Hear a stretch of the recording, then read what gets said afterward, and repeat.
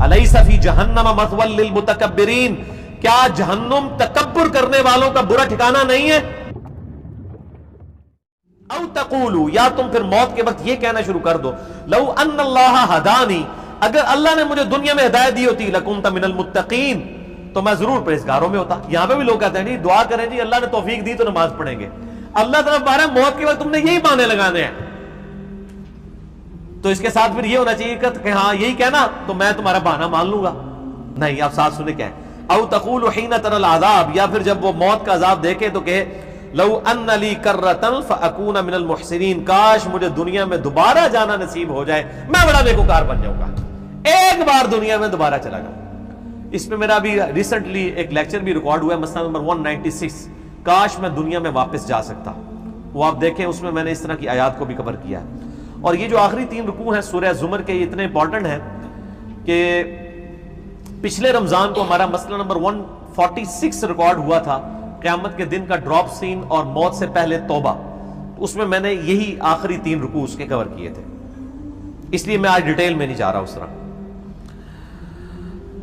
تو یا پھر وہ جب عذاب دیکھے تو کہ اگر میں دنیا میں واپس چلوں فاکون من المحسنین، تو میں بڑا نیکوکار ہو جاؤں۔ بلا،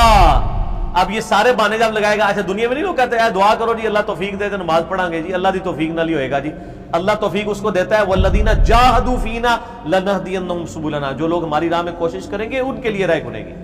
ہدایت اس کائنات کی لیڈ ترین چیز ہے، یہ فری میں تو نہیں مل جائے گی، اللہ تعالیٰ اسی کو ہدایت دے گا جو ہدایت کا طلبگار ہوگا، اس کو ہدایت نہیں ملے گی کبھی بھی کہ جو شخص جو ہے وہ ہدایت کو کیجول لے گا۔ تو اللہ تعالیٰ ماتا ہے جب موت کے وقت یہ بہانے لگائے گا نا کہ میں کاش دنیا میں واپس چلا جاتا، مجھے ٹائم مل جاتا ہے، اللہ تو نے مجھے ہدایت دی ہوتی، دیکھو اللہ نہیں چھوڑ دے، اللہ تو ہی منو ہدایت دے دینا تو میں سیدھا ہو جاتا۔ اللہ تعالیٰ آئے گا موت کے وقت، پھر اللہ تعالیٰ کی طرف سے جواب آئے گا، ادھار نہیں اللہ نے رکھنا، بلا اللہ فرمائے گا ہاں کیوں نہیں، اٹھتے تو کہہ رہے ہیں کہ میں نیک ہو جاتا، قد جاءتک آیاتی، میری آیات تو قرآن کی شکل میں تیرے پاس آئی تو تھی، لیکن تو کیا کہتا تھا، اے اللہ جو کچھ بھی ہے تیرے محبوب کی امت سے، ہم نے کوئی نہیں سیدھا ہونا، نبی علیہ السلام کی نسبت ہی ہمارے لیے کافی ہے، نمازیں پڑھ کے ہم نے کیا کرنا ہے، تو ان چکروں میں پڑا ہوا تھا۔ میری آیات آئی تھی فکذبت، لیکن تو جھٹلاتا رہا، تو یہی کہتا رہا بلے شاہ سی مرنا نہیں، غور پہ کوئی اور، لوگوں کی موت دیکھتا تھا تو یہی سمجھتا تھا کہ یہ تو کوئی اور مرا ہے، مجھے تو موت آنی نہیں، مستکبر تھا، اور تیرے اندر بڑا تکبر بھی تھا۔ صحیح مسلم کے اندر حدیث ہے کہ نبی علیہ السلام نے فرمایا جس کے دل میں رائی کے دانے کے برابر بھی تکبر ہوا وہ جنت میں نہیں جائے گا۔ ایک صحابی نے پوچھا یا رسول اللہ صلی اللہ علیہ وآلہ وسلم، بسا اوقات انسان کی خواہش ہوتی ہے اس کے کپڑے اچھے ہوں، اس کی جوتیاں اچھی ہوں، کیا یہ بھی تکبر ہے؟ آپ نے فرمایا نہیں، اللہ بھی خوبصورت ہے اور خوبصورتی کو پسند فرماتا ہے، تکبر یہ نہیں کہ تم اچھا لباس پہنو یا اچھے جوتیاں پہنو، بلکہ تکبر یہ ہے کہ تم حق بات سے تکبر کرو،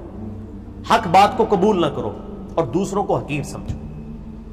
اگر کسی شخص نے مہنگے کپڑے پہنے ہیں کوئی تکبر نہیں، لیکن اگر اس کی بنیاد پہ لوگوں کو حقیر سمجھتا ہے متکبر ہے۔ اور سب سے بڑا تکبر کیا بتایا کہ حق بات سے عناد کرنا۔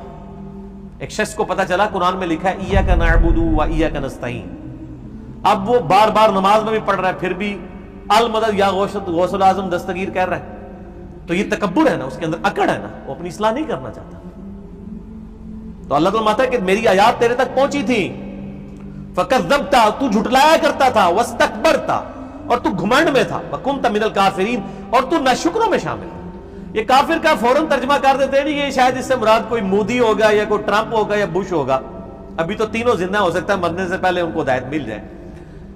یہ سمجھتے ہیں۔ حالانکہ عربی میں کافر کہتے ہیں انکار کرنے والے کو۔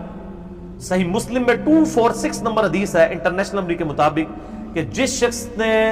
نبی علیہ السلام نے فرمایا کہ بندے کے ایمان اور کفر کے درمیان لکیر نماز ہے،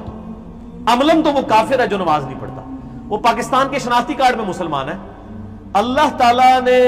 جو کرائٹیریا سیٹ کیا ہوا ہے اس میں وہ شخص عملاً کافر ہے جو نماز نہیں پڑھتا۔ ابو داؤد ترمذی میں حدیث ہے جس نے جان بوجھ کے نماز چھوڑی اس نے گویا کفر کیا۔ آپ اس کو بے شک مسلمان سمجھتے رہے، اللہ کے حضور اس کا اسلام ثابت نہیں ہے جو نماز نہیں پڑھتا۔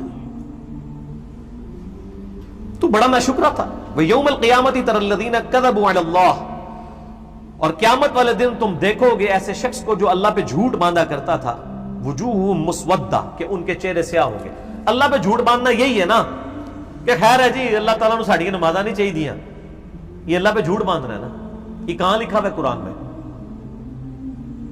کہ اللہ کو ہماری نمازیں چاہیے یا نہیں چاہیے؟ اللہ نے تو اس کو ٹاپک نہیں بنایا. اللہ نے تو کہا تمہیں تمہارے لیے نمازیں چاہیے، تمہاری ڈیوٹی لگائی ہوئی ہے. یہاں پہ تو بھینس کام کرنا چھوڑ دینا، اگلے دن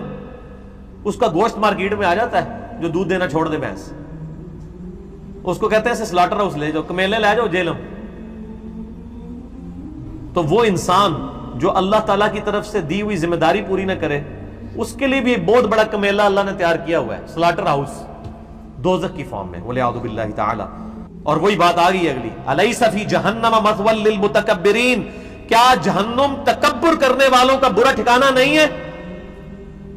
کیا یہ اس چیز کے حقدار نہیں کہ دوزخ میں جائیں تو تکبر کرتے رہے پوری زندگی، ہمارے نبیوں کی دعوت کو ٹھکراتے رہے، کیجول لیتے رہے؟